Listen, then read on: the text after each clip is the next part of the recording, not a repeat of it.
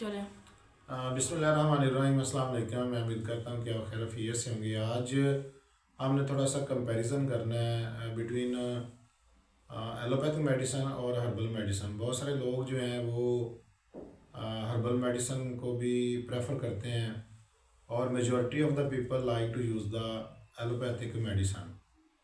हर तरीका इलाज की अपनी अपनी वर्थ है। अगर हम एलोपैथिक को देखें तो इसके अंदर बहुत सारी वैरायटी ऑफ द मेडिसन्स हैं। तकरीबन तमाम किस्म की डिजीज़ को ट्रीट किया जाता है और operation is very achievement successful achievement in the allopathic medicine. Surgery जो बहुत एडवांस हो चुकी है, लेज़र सर्जरी आ चुकी है, नो डाउट कि ये आज के दौर का एक जदीद तरीन तरीका इलाज है। लेकिन जिस जहाँ पे किसी चीज़ के फ़ायदे होते हैं वहाँ पे नुकसान भी होते हैं।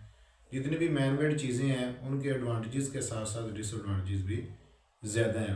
और चूँकि एलोपैथिक मेडिसिन की रिसर्च जो है वो फॉरेन कंट्रीज़ में होती है ज़्यादातर। चूँकि हमारे पास कोई इतना ये कल्चर नहीं है रिसर्च का, हम दूसरों की रिसर्च पे डिपेंड करते हैं, रिलाई करते हैं। और majority of the disease are research in European countries या वो ममालिक जो बहुत एडवांस हैं, साइंस और टेक्नोलॉजी में आगे हैं। हमारे पास रिसर्च के इतने टूल्स भी अवेलेबल नहीं है कि जिसकी बुनियाद पर हम जो है वो रिसर्च कर सकें। बहरहाल किसी हद तक नंबर ऑफ़ पेशेंट्स पे की जाती है कि इस बीमारी के कितने मरीज़ हो चुके हैं या कितने उनमें से फ़ानी दुनिया से जा चुके हैं, कितने बाकी हैं। तो अब चूँकि हमारा कल्चर, हमारा रहन सहन, हमारा खाना पीना जो है वो यूरोपियन कंट्रीज से डिफरेंट है। वेदर कंडीशंस अलग हैं, वहाँ बहुत ज़्यादा सर्दी होती है, यहाँ पे गर्मी सर्दी सारे मौसम जो है वो चलते हैं। लिहाजा उनके जो खाने पीने की आदत हैं, हैबिट्स हैं, जो उनकी फूड्स हैं, दे आर डिफरेंट फ्राम अस, वो भी हमसे अलग हैं।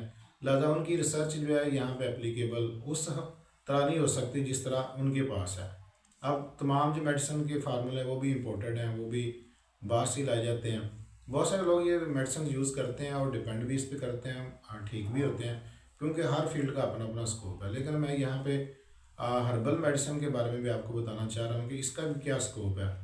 अगर आप देखें तो जो थोड़े से हमसे 15-20 साल पहले के लोग हैं, तो वो कहते हैं कि जब हम बीमार होते थे या हमें बुखार होता था तो हम कोई मेडिसिन नहीं लेते थे, बल्कि वो मीठे वगैरह चूसते या खुराक वगैरह लेते, अच्छी डाइट लेते तो उनका बुखार ठीक हो जाता। यानी अल्लाह ताला ने इंसान का जो इम्यून सिस्टम बनाया हुआ है वही डिज़ीज़ के ख़िलाफ़, बीमारियों के ख़िलाफ़ फ़ाइट करता है। डॉक्टर या हकीम का काम क्या होता है कि वो इम्यूनिटी पावर को बढ़ाता है और वही पावर जो है वो बीमारियों के ख़िलाफ़ लड़ती है और बीमारी के ऊपर वो काबू पा लेती है।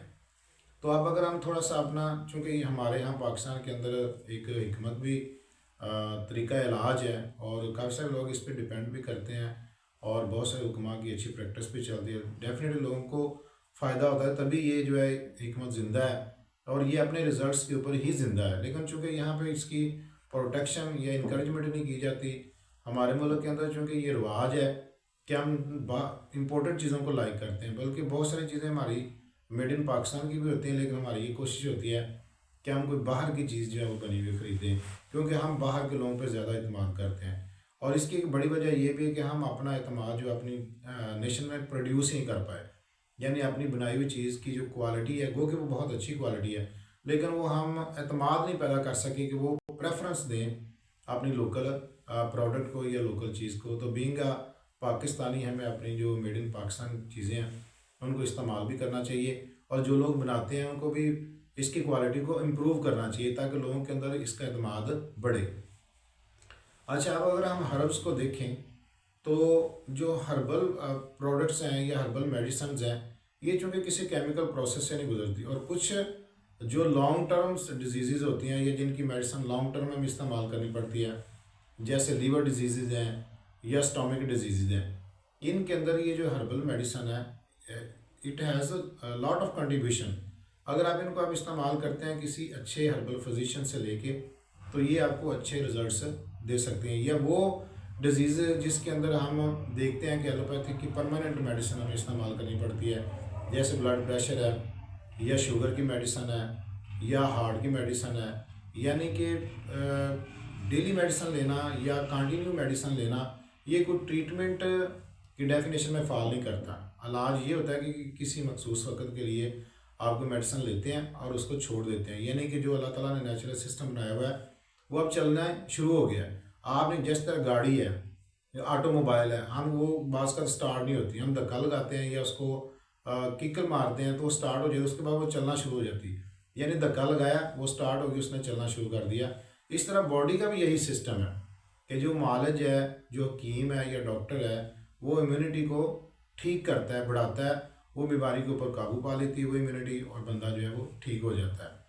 तो बहुत सारी जो मेडिसन्स हैं, मसलन कुछ ऐसी भी डिजीज़ हैं, तो वो एलोपैथी उसको डिफ़ाइन नहीं करती, लेकिन हर्बल के अंदर उनकी प्रॉपर डेफिनेशन भी है और उनका प्रॉपर ट्रीटमेंट भी है। तो जो हर्बल मेडिसिन के अंदर अच्छे रिजल्ट्स हैं, उन डिजीज़, उन बीमारियों का जो है हर्बल ट्रीटमेंट लेना चाहिए।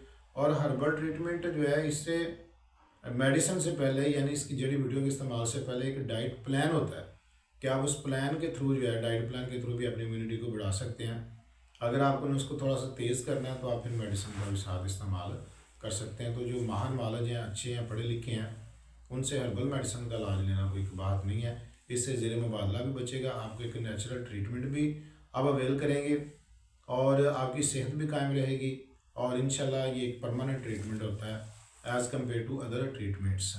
तो बात थोड़ी सी लंबी हो गई है, लेकिन आज मेरा दिल कर रहा था कि आपके साथ इसका कंपैरिजन शेयर करूं। तो मुझे उम्मीद है कि ये बातें आपको पसंद आई होंगी। हमें इजाज़त दें। अल्लाह हाफिज़।